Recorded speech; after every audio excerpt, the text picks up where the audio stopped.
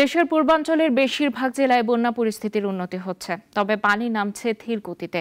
দুর্গত এলাকায় দেখা দিয়েছে খাবার ও বিশুদ্ধ পানির সংকট। যোগাযোগ সহজ এমন জায়গাগুলোতে ত্রাণ পৌঁছলেও দুর্গম এলাকায় পৌঁছচ্ছে না। এতে চরম বিপাকে সেসব এলাকার মানুষ। প্রতিনিধিদের পাঠানো তথ্য ছবি দিয়ে সুরাইয়া আক্তারের রিপোর্ট। বৃষ্টি ও ভারতের পানির ঢলে দেশের 11টি জেলার বন্যার কবলে অর্ধকোটি বেশি মানুষ। ফেনী, নোয়াখালী, লক্ষ্মীপুর ও কুমিল্লা এই 4 জেলার বানভাসী মানুষ বেশি দুর্ভোগ পোহাচ্ছে। এসব জেলায় পানি নামছে ধীর গতিতে। স্থানীয় প্রশাসন বলছে, বন্যার্ত মানুষের বিপরীতে বরাদ্দকৃত ত্রাণের পরিমাণ কম। গত 24 ঘন্টায় নোয়াখালীতে ভারী বর্ষণে পানি আরও 6 ইঞ্চি বেড়ে গেছে, ফলে পরিস্থিতি আরও অবনতি হয়েছে। সমন্বয়হীনতার কারণে দুর্গত সবার কাছে সমানভাবে ত্রাণ পৌঁছানো যাচ্ছে না। কুমিল্লার গোমতীর পানি বিপদসীমার নিচে নামতে শুরু করলেও মনোহরগঞ্জ ও নাঙ্গলকোট উপজেলার বন্যার পরিস্থিতির অবনতি হয়েছে, ফলে আশ্রয় কেন্দ্রে বেড়েছে মানুষের চাপ। খাদ্য সংকটে হাহাকার পরিস্থিতি। চাই যারা ত্রাণ নিয়ে আসেন তারা একটু লোকালের দিকে যান।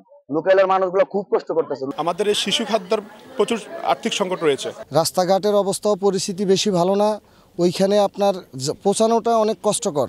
এখন আমরা নতুন চ্যালেঞ্জ মোকাবেলা করতে যাচ্ছি। এই পরিস্থিতিতে এখন স্বাস্থ্য সেবার বেশি প্রয়োজন হবে এবং লোকজন রান্না খাবারের জন্য এবং ভারী খাবারের জন্য অথবা নিজেরা রান্না করে খাওয়ার জন্য এখন চাল ডালের জন্য সহযোগিতা চাচ্ছে। লক্ষ্মীপুরের বেসরকারি পর্যায়ে সামান্য ত্রাণ পেলেও সরকারি ত্রাণ পৌঁছাচ্ছে না বলে অভিযোগ স্থানীয়দের। ত্রাণ বিতরণে সমন্বয়ের বিষয়ে গুরুত্ব দেওয়ার কথা জানিয়েছে কর্তৃপক্ষ।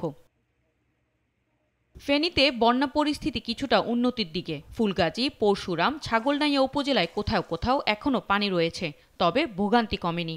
দুর্গত এলাকায় পর্যাপ্ত ত্রাণ না পৌঁছানোর অভিযোগ রয়েছে। বন্যায় অধিকাংশ এলাকায় বিদ্যুৎ ও ইন্টারনেট সংযোগ বন্ধ।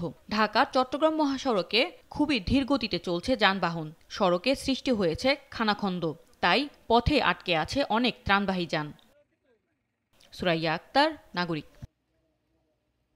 250-টিরও বেশি ডিজাইন অপশন নিয়ে ওয়ালটন স্মার্ট ফ্রিজ বোঝে আপনার প্রয়োজন।